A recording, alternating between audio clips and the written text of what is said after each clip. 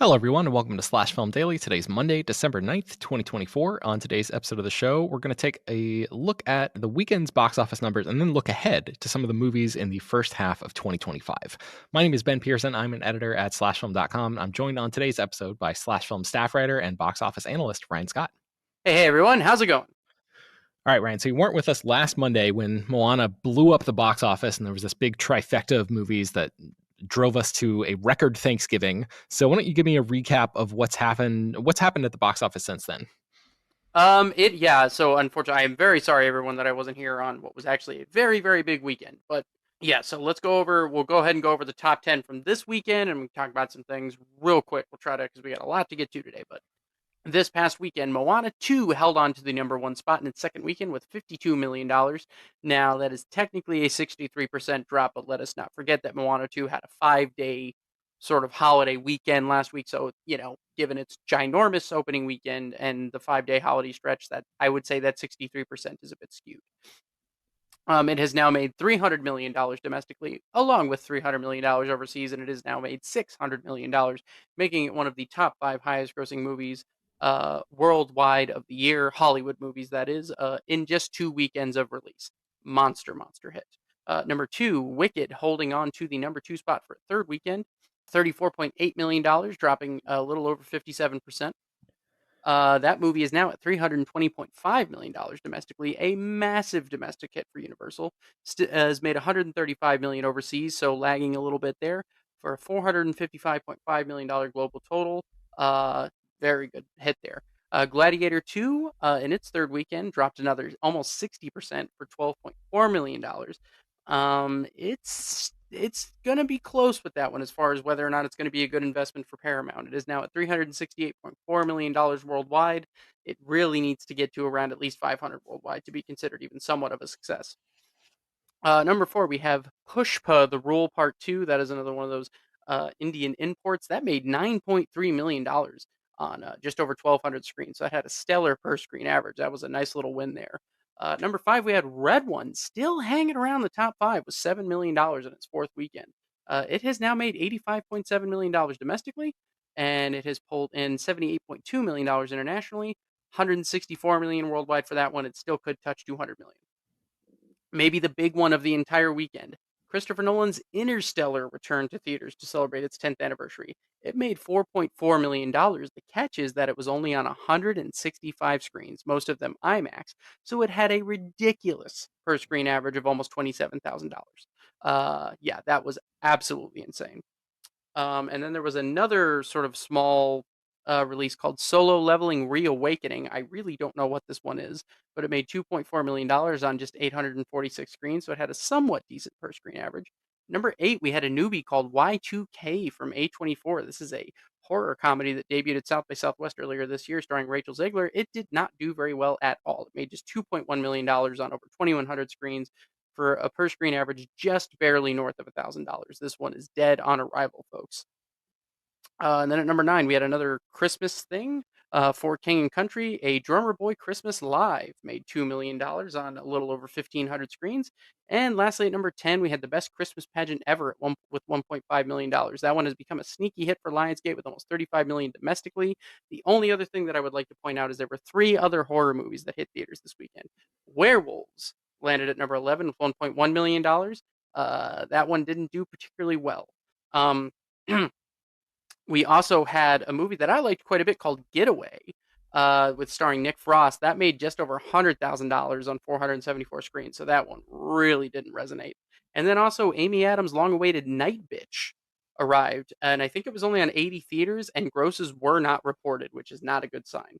So that's Okay. where we're at. Well, I guess my big takeaway from that was the surprise that you seemed to exhibit at the Interstellar box office totals. And that leads me to wonder if this is going to be a regular thing for Christopher Nolan movies going forward. Do you think each one of his, since most of his movies, since IMAX is a huge part of his identity and his brand as a filmmaker, do you think most of his movies on a whatever, call it 10th anniversary, 15th anniversary, what have you, will just get re-releases and continue to make tons of money that way? Um, Look, if there's one thing Hollywood does, it's try to repeat success, right? Like if something works, they'll try to do it again. So it wouldn't surprise me, because what next year you would have what the 15th anniversary of Inception? Why not? Hmm. So yeah, I could see that happening. But Interstellar is amongst my least favorite Christopher Nolan films. It's not my least favorite. So this is there's clearly I'm wrong. A lot of people have a lot of love for that film. But yeah, I mean that is just truly like a stellar per screen average. So I wouldn't marvel at that movie making $4.4 million. I marvel at it doing what it did on such a limited number of screens. That speaks volumes about Christopher Nolan's name and the cachet he's built up with moviegoers. Hmm. Okay. Any other, I guess, top line takeaways before we get into the 2025 preview? Truly, truly brutal weekend for horror. Just Mm. truly, truly. I actually saw Werewolves this weekend and had a very fun time with it. It's an okay movie with excellent practical creature effects. So I don't imagine everyone's going to rush out to go see that in the theater, but keep an eye for it on streaming. That's all I would say. Cool. All right. Well, let's get now into looking ahead to. We're not going to talk about any streaming movies, but the theatrically released movies of 2025 that we know of right now. I think it's probably best for us to keep this conversation contained to the movies from January to the end of May. And then we'll come back actually in the summer or the beginning of the summer and do like a summer preview later on. That's been our habit over the past couple of years. So we'll probably keep that alive in 2025. So let's start off with January, Ryan. First up on January 10th, we have Den of Thieves 2 Pantera, amazing title. Oh, First of all, I was kind of surprised that like the first week doesn't really have anything, but I guess it's sort of a New Year's hangover, and there's so much stuff. There's going to be so much stuff in theaters by the end of December that studios are just giving it a week of breathing room before Den of Thieves 2 really kicks things off in a big way. January 17th is the next weekend, and that's Presence, the new Steven Soderbergh movie. That's like a sort of the camera is like a ghostly presence in this house. And then Wolfman, Blumhouse's new iteration on that classic story, comes out on the 17th as well. On the 24th of January, you have Flight Risk, the, I think, Mel Gibson directed action thriller that takes place largely on a plane. And then on the 31st of January, you have a movie called Dog Man, which is like an animated family comedy, and then something called Companion, which stars Jack Quaid and Sophie Thatcher and Lucas Gage and Harvey Guillen. And it's like sort of a mysterious project. It's produced by Zach Kreger, who did Barbarian. And this movie is written and directed by Drew Hancock. It's described as a psychological thriller, but we don't really know very much about this one. I think there's like a teaser poster out there right now, but as far as I know, as of this recording, there's not been a trailer release for that one yet. So what do you see, There Ryan, when is you a look at. trailer out for Companion. Oh, there I've is. seen it Okay, in great. theaters a couple of times. Yeah, yeah, it's very good. Oh, cool. Okay. Yeah, I'll have to check that out. All right. So, what do you see when you look at January 2025? I guess, like box office wise, and just like what's the vibe you're getting there? What I see is uh, like the movies are back, baby. January I've seen in a while, in the sense that this is January. This is January. This is classic January. As if to say, pardon my language, it is a dog shit month. Like there's just it's a weird like Den of Thieves 2, classic January movie. Dogman, classic January movie. Flight Risk, classic January movie. But I think one of the interesting things we've seen is partially because of movies like Megan overperforming so much, we have Blumhouse dropping Wolfman, which I think is the movie that has the most potential to actually become a hit, which could actually save the month of January, so far as I'm concerned. The one thing that I see here is that you have Wolfman and Presence dropping on the same day. That seems utterly foolish to me. Those movies seem to be running over each other's, like those are direct competition with one another. So I simply don't see a need to have those release on the same weekend. But what do I know? Yeah, I guess the case might be that like Presence is more of a. I think it's technically a neon movie, but like an indie type of thing, whereas Wolfman is very like right down the middle, major studio kind of. I think Universal's releasing it like kind of a bigger canvas to play on, I guess. But Yeah, Presence would um, make sense to me more as like counter programming against like a studio programmer or something. Maybe do it on the 24th, or I don't know, maybe even do it on that first week of January, since almost nothing's coming out. But I don't know. Yeah, so that's an odd one to me. I think Wolfman has the edge there, so all Neon is doing is shooting itself in the foot. Um, hmm. but I'll be curious about Den of Thieves too, because we've talked about it a bunch of times on this podcast. sequels just take too long to make these days. Den of Thieves came out in 2018. It made $80.5 million, a solid hit for STX. But does anyone care 6 years later? I don't Yeah, I'm know. very I mean, curious to see what that's like too, because I think STX, like, am I correct in saying that STX folded as a company, or like there was some sort of behind yeah, the they scenes they they stuff were going they were on? in financial dire straits, and I actually was covering this a bunch for us at one point. I think Lionsgate was trying to buy them, and then that fell through. I don't remember off the top of my head what happened, but STX was in a big bad way there for a little bit. So, Yeah, yeah, so I I don't wonder if know. that just combined with the pandemic is part of the reason for that delay. I'm sure that that explains it, Probably, but I but still would have liked to see this movie out like 2 years ago. You know what I mean? Like mhm, this feels way too long. But yeah. yeah, I don't know. I mean, if they were able to make it cheap enough, it's the kind of thing where if it does some business in theaters, it'll probably be fine. But yeah, the one I'm curious about here is Companion, like because that trailer's really good. I think Sophie Thatcher is a movie star. I think Jack Quaid has some cachet because of The Boys. I think being able to put from the creators of Barbarian in there helps. And, can that be a Barbarian style breakout? Does that resonate? That's the one I'm curious about. Flight Risk, I think, has flop written all over it. But, I mean, Mm. I was endlessly fascinated by that footage at CinemaCon. I'll say that much. Um, uh, yeah, I'll tell you, I can't necessarily condone that you watch the entire movie, but I encourage everyone to go watch the trailer for Flight Risk right now if you haven't already. It is a treat.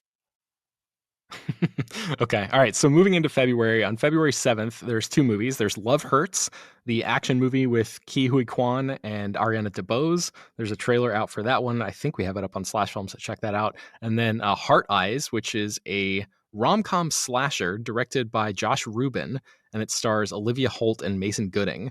And then the next weekend, February 14th, you've got Captain America Brave New World and Paddington in Peru. I think it's a wider release that weekend. February 21st, we have The Monkey, which is Oz Perkins' new movie, the director of Longlegs. And there's also a movie called The Unbreakable Boy with Zachary Levi. That's like about a kid with autism and like a brittle bone disease. So kind of like a more of a family play there, I guess. And then on February 28th, to end up the month, we have Last Breath, which is a real life deep sea rescue movie starring Woody Harrelson and Simu Liu, and a movie called The Legend of Ochi, which looks very much like A24's take on E.T. So I assume all eyes are going to be on the return of Marvel Studios with Captain America Brave New World. But what are you thinking about this one, Ryan? Yeah, I mean that's sort of that's obviously the big one this month. But I also wouldn't. I tell you what I find fascinating is that January 3rd has nothing in Paddington, Peru. Paddington in Peru has already been out for several weeks overseas. It's crushing it in the UK. I was shocked when I found out they were pushing it to February in the US, and I think it's going to be a little too little, too late. It is theoretically good counter programming there, but that one feels like it needs to come out earlier.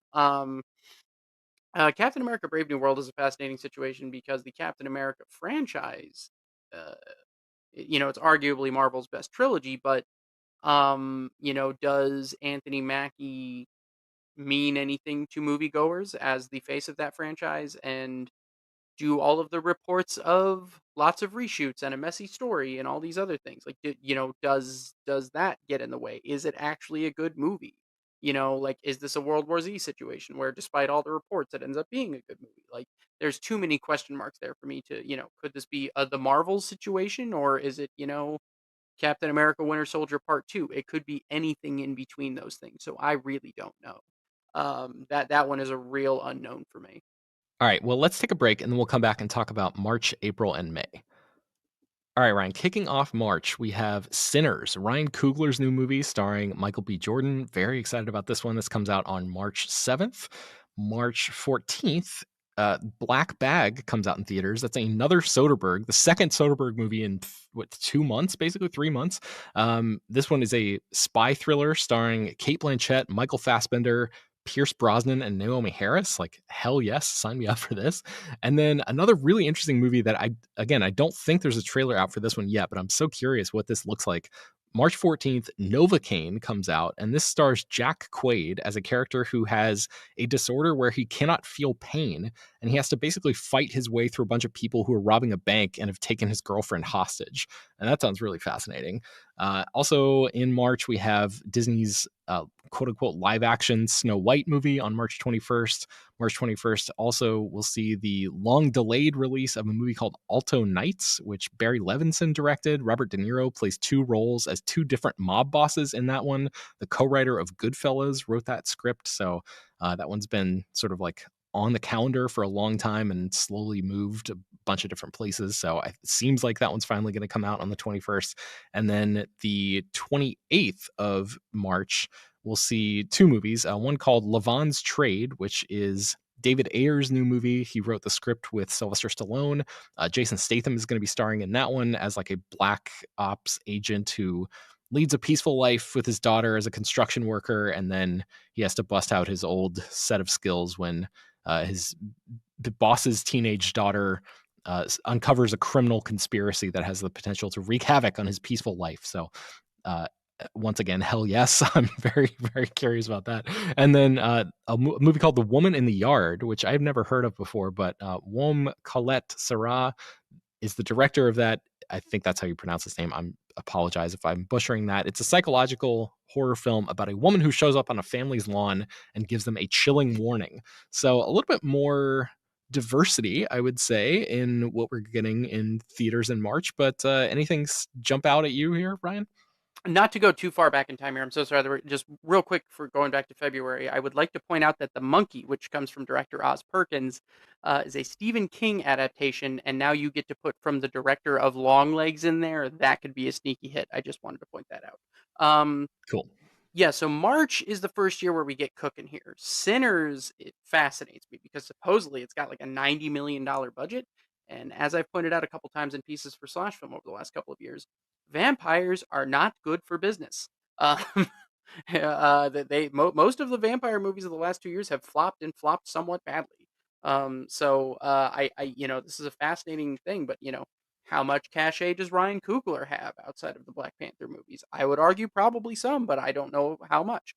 I would say Snow White has a lot of the makings of a potential disaster. I don't know for sure. I don't want to put that out in the universe, but I don't think the trailer really did a lot of favors for people. It also went through a ton of reshoots, has been delayed a bunch of times. The budget is pretty high up there. I think around the 250 range, if not a little more. So I mean, you're needing that thing to do a lot of business, and I just don't see it. Mm-hmm. Novocaine and Black Bag are just kind of those things where it's like they feel like the kind of movies that they sort of like the Killer's Game this year, where can you really get that on audience's radar enough to get them to show up to a theater? I hope so in the case of something like Black Bag, which sounds amazing, but just not sure. Alto Nights is another one of those things that feels like it's 20 years too late. Mm-hmm. It sounds cool. De Niro returning from the co-writer of Goodfellas, playing two roles. Come on, that sounds awesome. But I just don't know.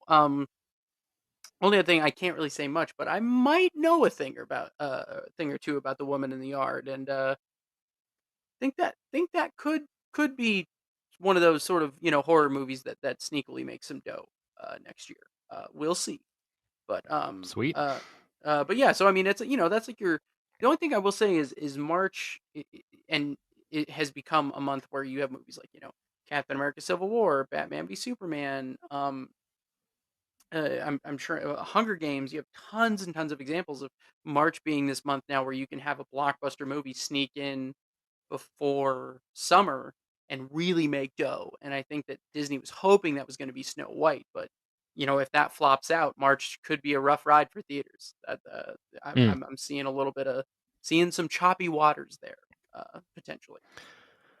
Well, I'm guessing things will turn around in the beginning of April with a Minecraft movie on April 4th, which just seems like maybe. Do you think that's probably the first guaranteed billion-dollar grosser of 2025?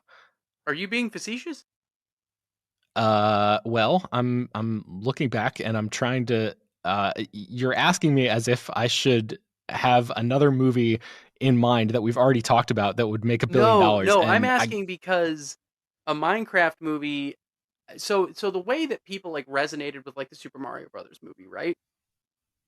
Not the way people are resonating with the Minecraft movie. If you see the way the conversation online is, like people that actually play Minecraft like the game, people are that's Minecraft movie smells more like Borderlands to me.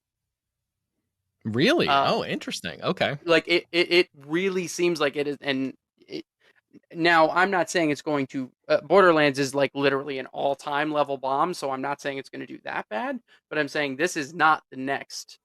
Um, this is not the next Sonic the Hedgehog or Super Mario Brothers movie. I don't think it's the next that. I think this movie, unless they pull something out here, I think this is a movie that people that haven't played Minecraft won't care, and I think a lot of the people that do play Minecraft, unless they do a lot of sort of fixing of what seems to be on offer there, I fear this might not be the hit they want it to be.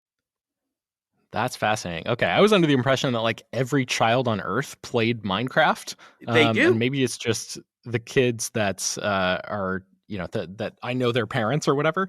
But I thought that was going to be like a slam dunk. But it It sounds is if like you I get need it to right. read It is my the thing is expectations. though, people that are fans of something want it to feel like that. This feels like a video game movie of old to me in some ways, where you just miss the mark so badly with the source material that, um, because if the people that love it don't feel like the adaptation, captures what they love about it, they're not going to get behind it.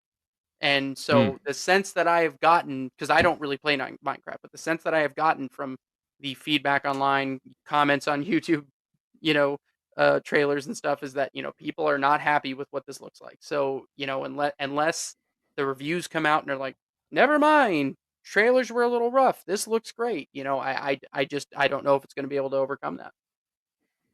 Okay, all right. Well, something to keep an eye on for sure. April 11th, a movie called The Amateur comes out. This one stars Rami Malek as an sort of an unconventional spy who wants revenge against the terrorists who killed his wife. And it has like Lawrence Fishburne is in there, John Bernthal is in there. So that seems like it could be like a sort of a fun actioner type of thing. A movie called Drop comes out on April 11th as well. This is a thriller from Christopher Landon about a widowed mother who goes on her first date in years only to receive a bunch of anonymous drops to her phone, giving her instructions that she has to complete or else a mysterious person will kill her daughter. So that seems like a cool premise for a movie.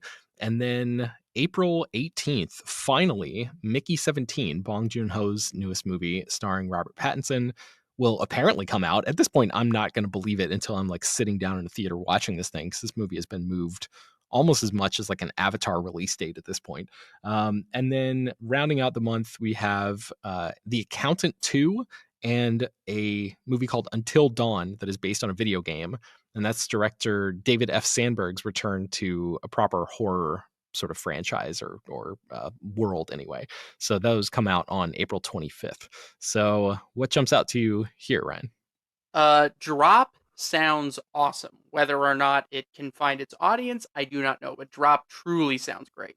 Um, the other thing that I would say is The Amateur looks like it might have been one of those movies that like Liam Neeson was asked to star in shortly after the success of Taken. It feels like a Mm-hmm. movie that's like a little out of time, and it's weird to see Rami Malek in it, but it looks, whether or not that can find its audience in the year of our Lord 2024, I have no idea. Um, Mickey said, 2025. or 2025, yes. Mickey 17 is obviously the one here that stands out because it is an enormously expensive movie from the Oscar-winning director behind Parasite, Mr. Bong Joon-ho, starring Robert Pattinson, the star of The Batman. Um, get ready for a very annoying press tour where Robert Pattinson has to only talk about The Batman. But I, I just don't know. That one has moved around a bunch. It's been done for a very long time. By the time this comes out, it will have been a year since I saw a full trailer at CinemaCon. Um, it's one of those movies where like maybe it makes a semi-respectable number worldwide, but against the gigantic budget, it just can't overcome. So I don't know. That one to me is going to be kind of a fascinating case. But again, you're looking at a situation where if a Minecraft movie doesn't perform the way that it's supposed to, and Mickey 17 can't find an audience, then April's also looking potentially rough. So Yeah. The Accountant 2 is a weird one because I think that's actually, wasn't that deal done with Prime Video? Isn't that like, I know it's probably going to go to theaters, but I don't know if it's getting like, I don't know if it's getting like the Creed 3 treatment or if it's getting a like, token release and then drop to Prime Video release. I'm not super sure how that's working out. Yeah, I'm not sure either. But I will say Until Dawn is a fascinating one, having just played through that game for the first time. Um, I think David Sandberg returning to horror makes a ton of sense. I think it's great that Sony chose a horror narrative driven horror game, which, interesting, tying this back to Rami Malek, he was one of the main actors in the game. Not the movie per se, but he was actually one of the core actors they used in the game. Um, but I'd be curious. My big thing here is, okay, because this is a big quote unquote video game movie, even though it's a horror movie, did the budget get out of control, or was Sandberg able to keep this kind of reasonable? Like, let's say Hmm. $50 million or less. Because if it's that, I think this has a really good shot to break out. If it became like somehow, like, for some reason, like a $75 million movie or something, I think then it's got more of an uphill battle. But I'll be very curious about that. All right, so the last month that we're going to talk about here is May. So May kicked things off on May 2nd with Thunderbolts, the new Marvel Studios movie. On May 9th, there's something called A Big, Bold, Beautiful Journey, which is Kogonada's new movie starring Margot Robbie and Colin Farrell. Also on May 9th, we have a coming of age musical directed by Michelle Gondry. It is called Golden, and it's basically a biopic of Pharrell Williams, like another one after Piece by Piece, but this one's not a Lego, it's live action. So I don't know why there are two Pharrell Williams movies coming out within a year of each other, but that apparently is on the docket. And then unfortunately, just this morning we found out that a movie called Flowervale Street, which is David Robert Mitchell's newest movie, it stars Anne Hathaway and Ewan McGregor, has been moved out of the May 16th slot all the way to March of 2026. I'm bummed about that because I was very much So looking bummed forward to about that. seeing, So yeah, bummed what he about was that. going to do there. But then the month seems to be finishing kind of strong ish. You've got on the 23rd, you've got Lilo and Stitch, the quote unquote live action movie. Finally, we have Mission Impossible, The Final Reckoning. And then on the 30th, there's Karate Kid Legends and Mike Flanagan's The Life of Chuck, which won the audience award at the most recent Toronto International Film Festival. So that has been like a bellwether kind of award where a lot of movies that win that award either go on to be big like Oscar players or they become big hits in theaters and stuff like that. So yeah, we'll see what happens there. But I mean, let's assume for a minute that Thunderbolts just doesn't work, Ryan, and that like audiences have almost fully rejected Marvel stuff unless it's maybe something like Fantastic Four or the Return of the X-Men or like something that like really, really gets the juices flowing for the fandom community again. Let's pretend that Thunderbolts doesn't work at all. If you look at this May, what are you seeing here that will give theaters maybe a lifeline if things go as poorly as we kind of have expected them to as we look through the first chunk of the year here? Everything is too bunched up at the end. I think with Flowervale Street moving, I think you Lilo and Stitch needs to go a week earlier. I think maybe Mission Impossible. Well, Mission Impossible's got IMAX screens to worry about, and Karate Kid could stand to move up to mid month. You got to spread, because I think that Lilo and Stitch and Mission Impossible opening on the same weekend with Karate Kid following the weekend after, and Life of Chuck, I think it's just too much. I think you got to spread it out a little bit more. Um, as I think all four of those movies I just mentioned all have hit potential for sure.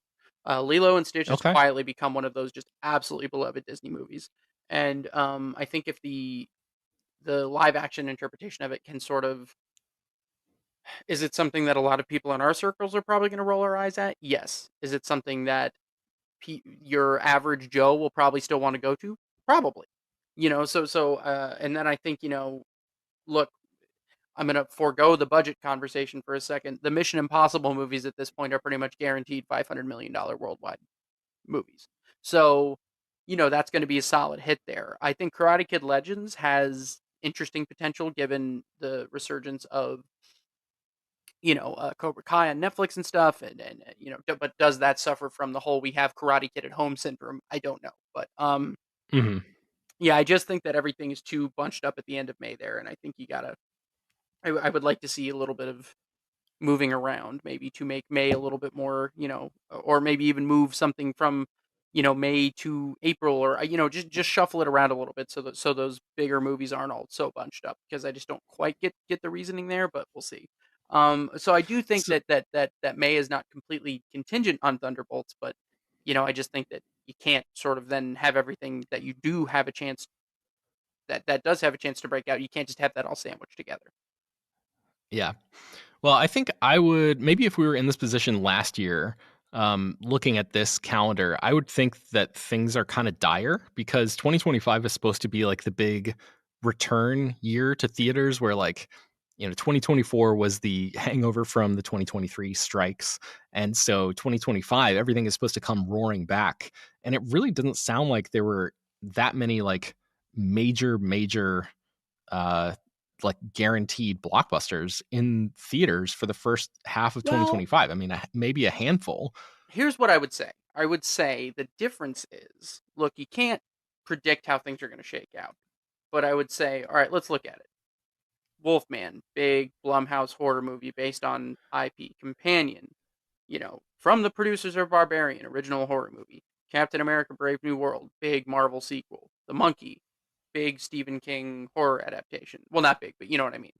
Sinners, big original Ryan Coogler horror movie. Mickey 17, big original, or at least based on a book, Bong Joon-ho movie. The Accountant 2 sequel. Thunderbolts, another big Marvel movie. Lilo and Stitch, big Disney movie. Snow White, big Disney movie. Mission Impossible, big sequel. Karate Kid, big franchise movie. Like, there's a lot of stuff in there. It's just that the way some of those things panned out, they don't necessarily look as sure as they maybe should. But I think that Hollywood, this calendar to me at least says Hollywood is trying, and the schedule is not like, you're not relying on stuff like The Beekeeper to hold it down for months. Like, you do have stuff here that has potential. And you do have, like, Hollywood is trying to put together a schedule.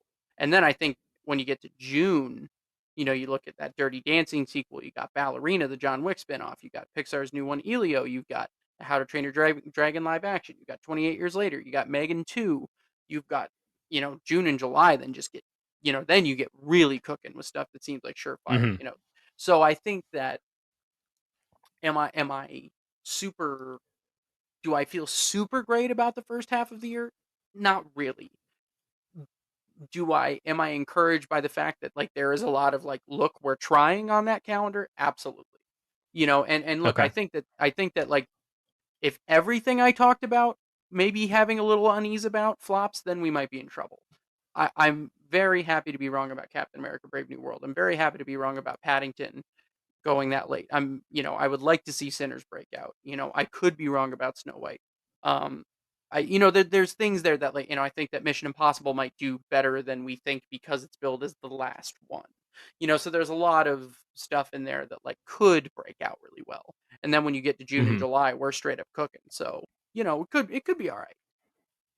Yeah, I was gonna say like maybe a year ago I could have felt that this looked pretty dire, but then having experienced the back half of this year and seeing how well the box office was able to close the gap and how well everything seemed to roar back in a really big way in the back half of the year, I'm kind of like less uh, willing to clutch my pearls looking at the first half of a calendar again and thinking like, oh, maybe this will just be, if not the new normal, then like at least I know it's possible for there to be a relatively healthy box office industry or theatrical industry or whatever, even if like the first 5 or 6 months of a year aren't great, like sort of objectively speaking. So Yeah, but I think even, like, um the first, few months of the year, like, you had stuff like, Mean Girls and The Beekeeper, do well, but then you had literally weeks where there was almost nothing, and then you were yeah. relying on, your Dune Part 2 to overperform or things like that. And I think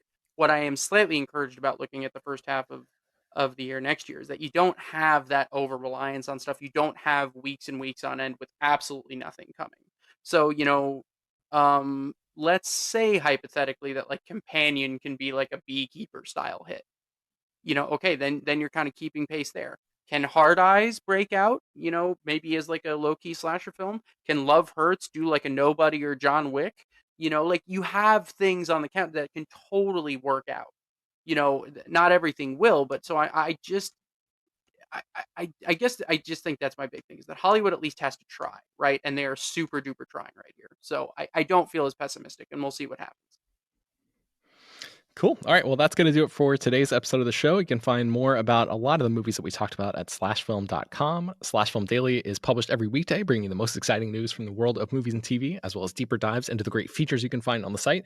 You can subscribe to the show on Apple, Overcast, Spotify, wherever you get your podcasts. Send your feedback, questions, comments, concerns, and mailbag topics to us at bpearson@slashfilm.com. Make sure to leave your name and general geographic location in case we mention your email on the air. Don't forget to take a minute to rate and review the show on Apple Podcasts or Spotify. That really helps us out a lot. Tell your friends about the show any way you can. Thanks so much for listening, and